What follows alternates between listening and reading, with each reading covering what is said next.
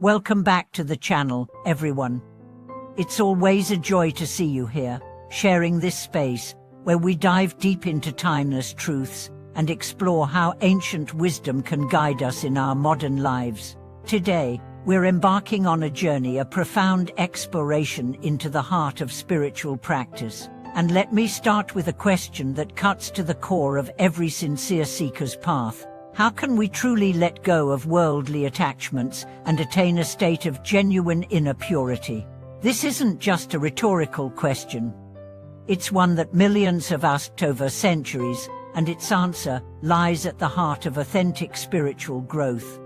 In today's video, we'll be exploring the nature of worldly attachments, why they have such a powerful hold on us, and how, through the path of spiritual practice, we can transcend these limitations and rediscover the unshakable peace that lives within us all. We'll reflect on the insights shared by generations of spiritual masters, and we'll also unpack some stories that illustrate how real people, just like you and me, have walked the path from entanglement to clarity. Let's begin by looking at a simple but profound truth. Our lives are often dominated by desires, ambitions, fears, and the opinions of others. These forces shape our thoughts and actions in ways we often don't realize. The chase for recognition, the hunger for wealth, the thirst for approval, these become the invisible chains that bind us. And before we know it, we are trapped in a never-ending loop of striving and dissatisfaction. One of the great teachings from the Buddhist tradition says, "Life is like a dream, the world is like smoke." What this reminds us is that everything we cling to, status, money, power, is transient, impermanent, and ultimately empty of any lasting substance. Yet, how many of us still believe that happiness lies in getting more of these fleeting things? This insight isn't just theoretical. Think of someone who, after years of chasing career success, finds themselves burned out and disillusioned. Despite achieving their goals, there's a gnawing emptiness within, a feeling that something essential has been lost. That something is often our connection to our true self, buried beneath layers of expectation and fear. The purpose of spiritual practice is not to reject the world, but to understand it so deeply that we are no longer controlled by it. When we see clearly, we begin to realize that clinging to worldly things is like trying to hold water in our hands. It inevitably slips away. Letting go doesn't mean giving up life. It means reclaiming the power to live it fully from the center of our being. Imagine a mountain climber who, while ascending a steep slope, carries a heavy backpack full of unnecessary gear. Every step is a struggle. But once they realize the weight isn't helping and decide to leave it behind, the climb becomes lighter, freer. Spiritual practice is the same. It helps us drop the psychological weight we carry so we can rise to greater heights. But how do we begin letting go? This is where mindfulness and self-inquiry come into play. We start by asking questions. Why am I so attached to this person's opinion?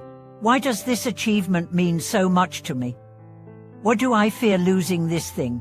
When we investigate deeply, we often discover that behind every attachment is a deeper insecurity, a fear of not being enough. And here's the beauty of the spiritual path. It doesn't ask us to forcefully cut away everything we care about. Instead, it invites us to shift our relationship with these things. You can love your family without being attached to controlling them. You can enjoy your work without letting it define your worth. You can appreciate success without becoming a slave to it. As this journey unfolds, many practitioners experience what can only be called an inner rebirth. Their values change. Their priorities shift. The noise of the world becomes less distracting, and the silence within becomes more comforting. They no longer seek validation from the outside because they've found it within.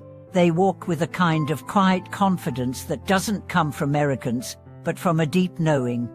This isn't just poetic talk. Let me share with you a story from a young woman named Eleanor. For years, she was obsessed with achieving academic perfection. Every grade, every accolade, every nod from a professor was like a drug, but it also made her anxious, sleepless, and emotionally volatile. She came across a spiritual retreat that focused on breath awareness and contemplation. Skeptical but desperate, she attended. In the silence of that retreat, away from the pressure and the noise, something remarkable happened. She saw, perhaps for the first time, the storm within her mind. She saw how tightly she clung to her identity as the perfect student, and how afraid she was to be seen as the ordinary.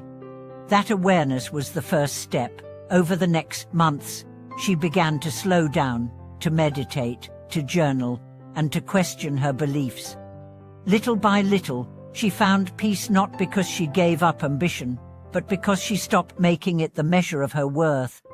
Her story is not unique. There are countless others who, through sincere practice, have learned to let go, not out of resignation, but out of wisdom. And they all speak of a common discovery, a stillness, a clarity, a sense of boundless love and freedom that was there all along, just waiting to be uncovered. This is the gift of spiritual practice, not an escape from life, but a deeper embrace of it. When we let go of our attachments, we find that what remains is far more precious: presence, compassion, truth. We begin to live from a place that is not dictated by trends or fears, but from the quiet guidance of the heart. In closing, I want to share a reflection that might resonate with you. Think back to a moment in your life when you felt truly at peace. Maybe it was sitting under a tree, watching the wind dance through the leaves. Maybe it was holding the hand of someone you love. In that moment, there was no striving, no needing, no lack, just being. That is the essence of spiritual freedom, and it is available to you, not in some distant future, but right now. What we've explored today isn't just theory, it's a living path, and I'd love to hear from you. Have you experienced a moment where letting go brought unexpected peace? Have you found ways to quiet the noise of the world and reconnect with your inner clarity? Share your story in the comments below. And if you found value in today's journey, please take a moment to like this video, subscribe to the channel, and share it with others who might benefit from these teachings. Your support helps keep this channel going and brings these conversations to more hearts around the world. Thank you so much for watching today's video. May your path be light, your heart be open, and your spirit be free. I'll see you in the next one.